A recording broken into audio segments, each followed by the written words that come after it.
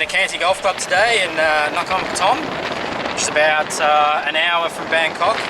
I think we're kind of west of Bangkok. It's on the other side of Bangkok on the way to Hua Hin. And I'm out with a guy. He comes from a little country town on the south coast of New South Wales I'd never heard of until I'd met him. A place called Bermagui. Here he is, Brad Revill. Green kids at Bermagui, mate. Apparently they do. How's it going, mate? All right? Good, mate. How are you? Good, good. What's going on today? Not much. Just ordering in a bit of wedding agent and potassium today. Nice one. And so you've been out of here at Nikanti for how long? Almost 2 years now. Nice one, nice one.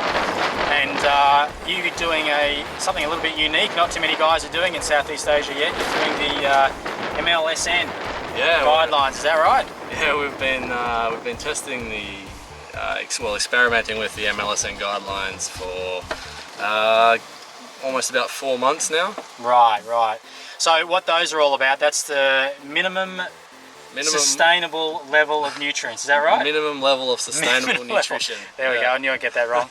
And a guy that's been championing it in Asia really is Dr. Michael Woods from the Asian Turfgrass Centre. And I guess you've been dealing with him a little bit? Yeah, I've had a bit of communication with Micah, and yeah, well, I first sort of read about it on his website, on his research, and yeah, he's been very helpful with any questions I've had. So yeah. Cool, nice one.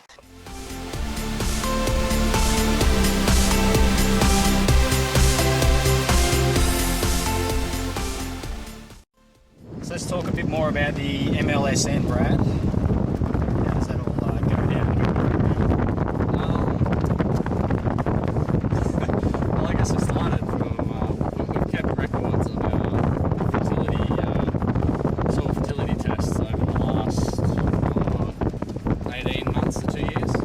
So when I first started using the guidelines, I just compared what the minimum level was to what we already had, and kind of what the lab targets were over the last 2 years, and what our actual soil parts per million were, and just where they were too high above the guidelines, I've just gradually let those levels go down.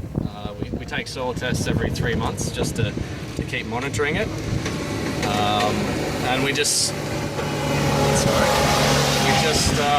monitor for monitor for any changes in the turf health, any colour changes. That's all visual, really, isn't it? It's all visual, yeah. But we do take readings of root depth and thatch depth every 3 months as well.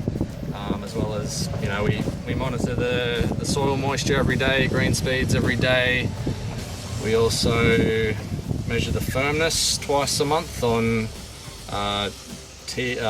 greens, approaches and fairways. Not that really affects the soil fertility much, but we just want to try and cover all the bases, see if there's any changes anywhere. So there's a lot of data, you're doing a lot of data collection. Yeah, there's a lot of data collection. Yeah, and a lot of reviewing the data, I guess, which is good to have that data, because then you know what you're up against, and you know why the challenges might appear, right? Oh, sorry, we also measure clippings every day too. We weigh the clippings every day, the dry weight of the clippings. I know some guys, they measure in litres, like the wet or dry, but we've been measuring, like weighing them over the last 12 months, so we just continue to weigh them. Oh, I think as long as you choose your method and it's consistent, it doesn't really matter how you do it. You've got a number and you can use that number, right? Yeah, and are you using the guidelines across all of your surfaces or just on the greens? All the surfaces. Okay, cool. Very good, very good.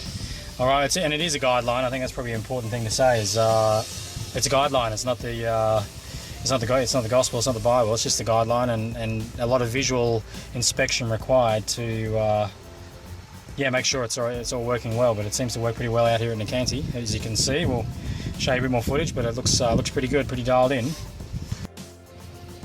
So turfgrass species out here, Brad. What do we got? We've got some paspalum on the tees. Yeah. Then we've got the 419 on fairways and roughs, and the Tifical on the greens. Okay, cool. And how's your water? Not the best. We've got two water sources. We mainly use the water from the river. Yeah. But we have the water in the lakes on the course as a backup. But the river water, it fluctuates every month, so we have it tested every month. Wow. But it's generally high in sodium and chlorides and bicarbonates and sulfur. Yeah. EC in the rivers are usually anywhere from 0.8 to 1.8, something like that. Yeah. But then the water in our lakes, the EC is about 2.5, 2.7, and then the chlorides, bicarbonates, sodium, magnesium, potassium, it's just all really high. Chlorides are like over 300 parts per million. So all the things you do with the MLSN guidelines, the water comes into factor with that as well. It does a lot, and that's one of the other reasons why we're monitoring everything closely. So we're really watching our calcium levels and the sodium levels in the water, making sure we flush regularly. We have some we use a pogo quite regularly every day, so that tests the salinity levels in the greens every day. And we do have some. We do occasionally get salinity problems in the fairways, so we flush fairways whenever possible. Yeah. But yes, we definitely have to closely monitor. Yeah, that's good. Well, obviously doing something right, because it's looking pretty good out there, and all those things that you do obviously help, and it's good to have all that statistical data so you know what's what and what you need to do. Maintenance-wise, maintenance staff and machinery, what have you got?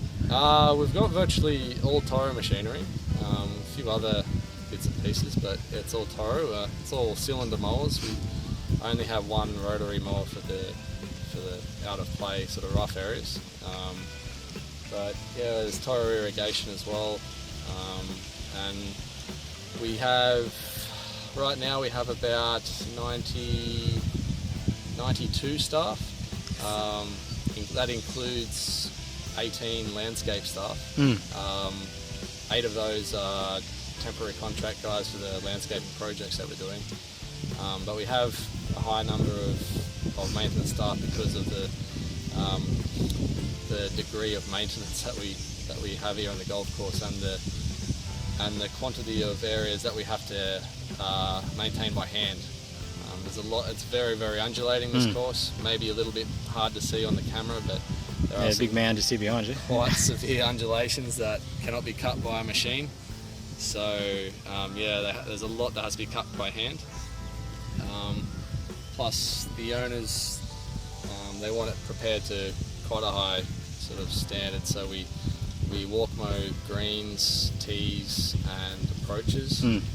So that takes around 18 guys in the mornings.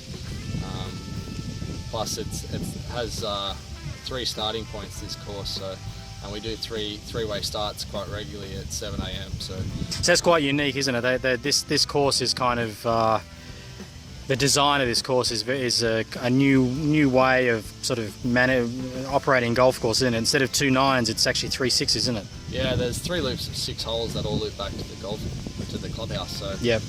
And each loop of 6 has 2 par 3s, 2 par 4s, and 2 par 5s. Right.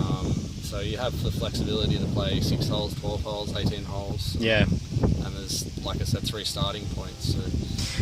And I guess it works a little bit because for people that just want to do, like you say, just play 6 holes or 12 holes, I guess the only little bit of disadvantage where it maybe struggle a tiny bit is that it's a little bit far out of Bangkok still just to capitalise 100% on that kind of market, isn't it, really? Yeah, it's mainly for the local players around here. Like 6 holes takes about maybe an hour, depending on what loop you play. Yep.